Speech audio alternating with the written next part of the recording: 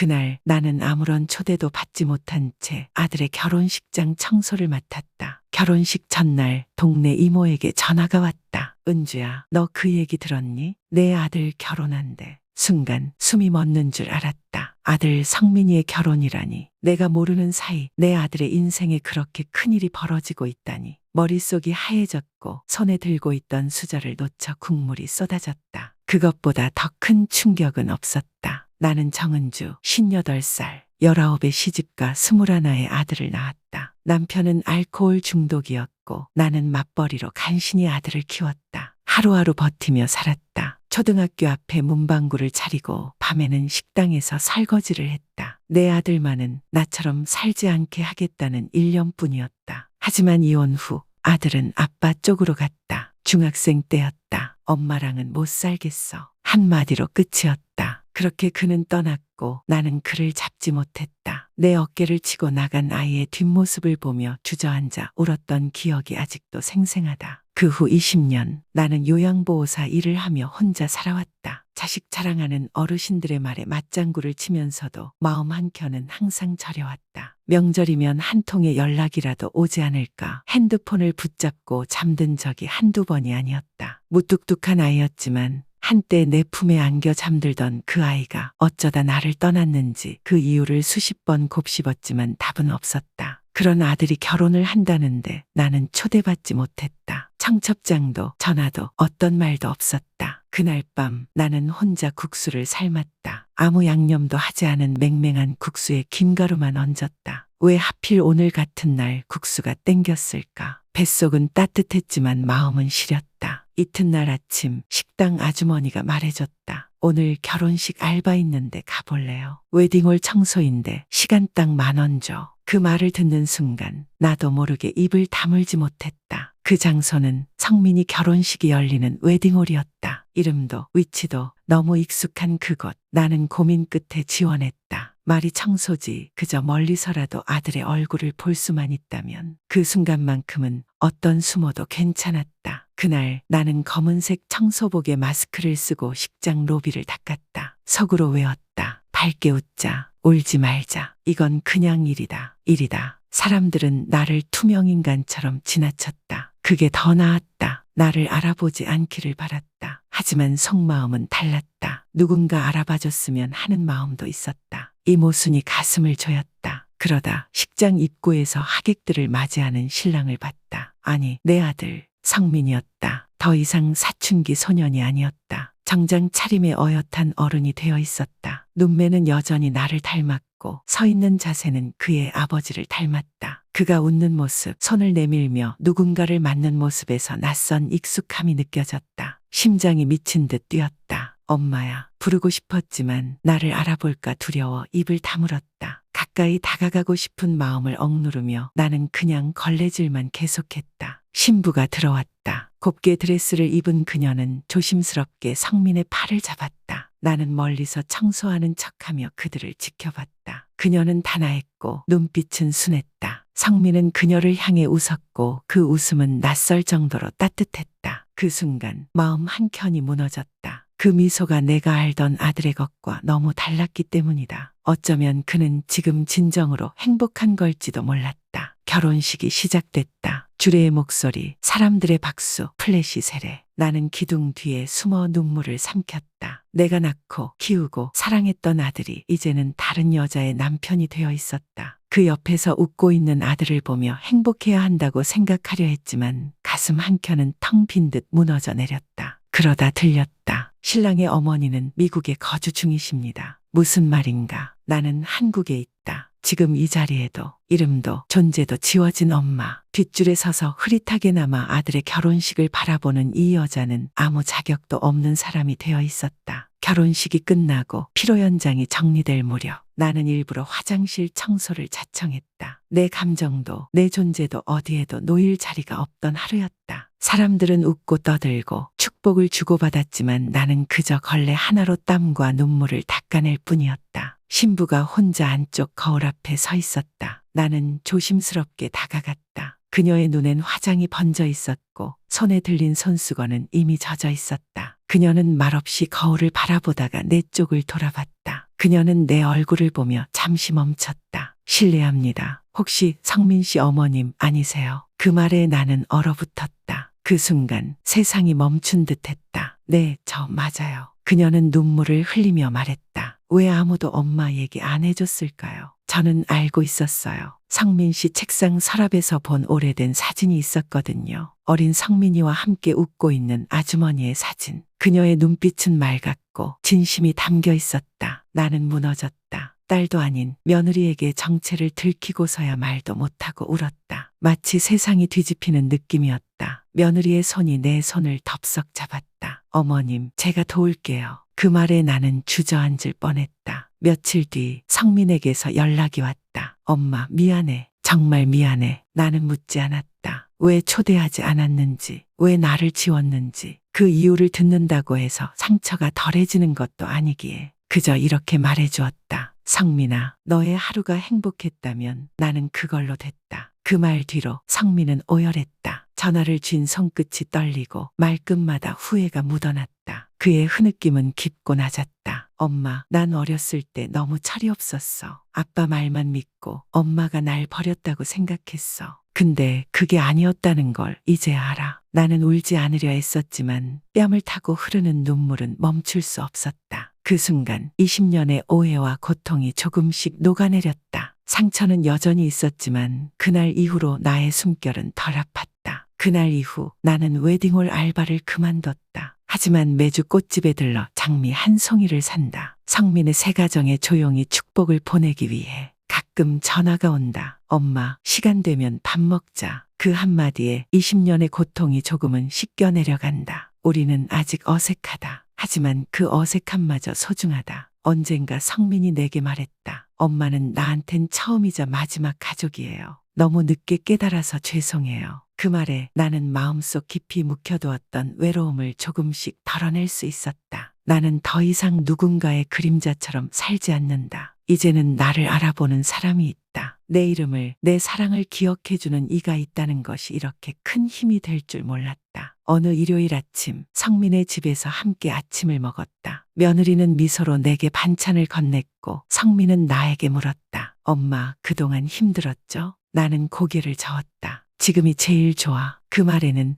어떤 위로보다 진한 진심이 담겨 있었다. 우리가 만든 밥상, 우리가 나눈 말, 우리가 맞이한 이 평범한 아침이야말로 진짜 가족의 모습이었다. 혹시 당신도 가족에게 잊힌 사람이라면 먼저 손을 내밀어 주세요. 진심은 시간이 지나도 언젠가는 닿습니다. 이야기가 마음에 닿았다면 좋아요와 구독은 더 많은 진심의 시작입니다.